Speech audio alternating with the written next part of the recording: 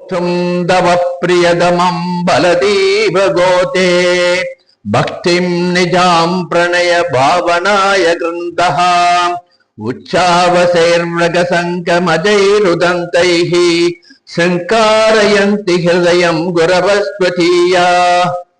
இது கோதாஸ்துதியினுடைய 8வது ஸ்லோகம். கோதா பிராட்டியை பார்த்து சுவாமி நிகமாந்த மகாதேசியன் கேட்கிறார், கோதா பிராட்டியே, நீ பிறப்பிலேயே ஸ்திரீயாக இருப்பதனால பெருமாளை பல வகையிலும் அனுபவித்து மகிழ்கின்ற உரிமையும் கடமையும் முறையும் உனக்கு இருக்கின்றது.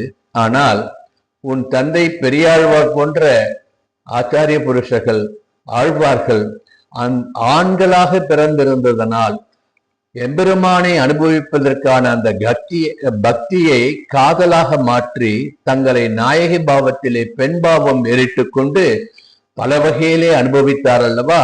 அப்படி அவர்கள் பாடினாலும் நீ பெருமாளிடம் இயற்கையாக உன் காதலை வெளிப்படுத்துகின்ற அந்த திறத்தைக்கு ஈடாகுமா என்ற வகையிலே இந்த ஸ்லோகத்திலே சுவாமி நிகமாந்த மகாதேசிகன் கோதா பிராட்டியினுடைய பெருமையை அனுபவித்திருக்கின்றார். இப்பொழுது இன்னைய பாசுரத்துக்கு நம் திருப்பாவியை இன்றைய பாசுரம் 8வது பாசுரத்தை அனுசந்தானம் பண்ணுவோம். கீழ்வானம் வெல்லென்று எருமை சிறுவீடு மேய்வான் பரந்தனகான் மெக்குள்ள பிள்ளைகளும் போவான் போகின்னாரை போகாமல் காத்து உன்னை கூவான் வந்து நின்றோம் கோதுகலமுடைய பாவாய் எழுந்திராய் பாடிப்பறை கொண்டு மாவாய் பிளந்தானை மல்லரை மாட்டிய தேவாதி தேவனை சென்று நாம் சேவித்தால் ஆவாவென்றாராய்ந்தருளேலோர் எம்பாவாய். இது இன்றைய 8வது பாசுரம். வழக்கம் போல பாசுரத்தினுடைய வெளிப்படையான அர்த்தங்களை பிரதிபத அர்த்தத்தை அனுபவித்து விட்டு தொடர்ந்து சுவாபதேசத்தை அனுபவிப்போம்.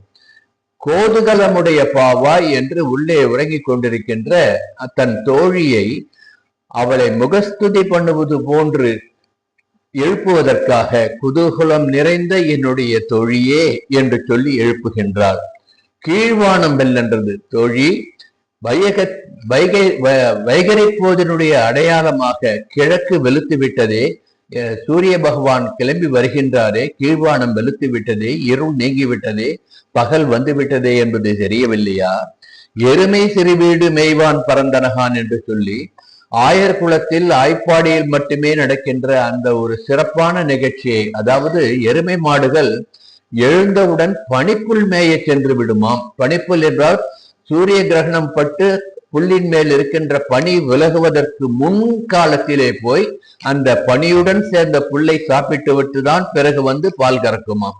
ஆகவே எருமை சிறுவீடு மேய்ந்தனகான். அப்போ பனிப்புல் மேய்வதை சிறுவீடு என்று சொன்னால் பரந்த வெளியிலே மேய்வதை பெருவீடு என்று நாம் உள்ளர்த்தமாக அனுபவித்துக் கொள்ள வேண்டும். எருமை சிறுவீடு மேய்ந்தனகான், பொழுது புலர்ந்ததனுடைய அடையாளமாக எருமைகள் எல்லாம் போய் பனிப்புல் மேய்கின்றனவே, நீ பார்க்கவில்லையா? கான் என்று சொல்லி பார்க்கவில்லையா என்று கேட்கின்றால், போவான் போகின்றாரை போகாமல் காத்து.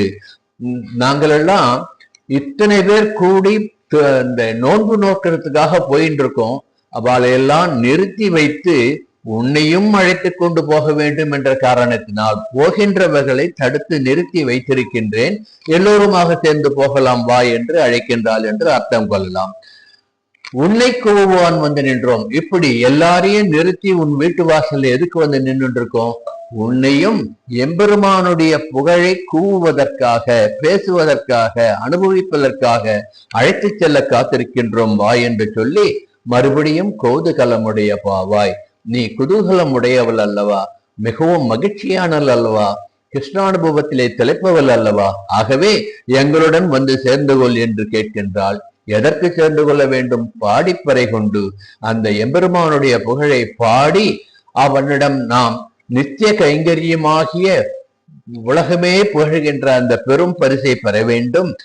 அவன் யாரிடம்? அந்த எம்பெருமான் மாவாய் பிளந்தானை. அன்று குதிரை வடிவில் வந்த கேசி என்ற அரக்கனுடைய வாயை கிழந்து பிளந்தவன், கொக்கு வடிவில் வந்த பகாசுரன் என்ற அந்த பறவையினுடைய வாயை பிளந்து மாய்த்தவன்.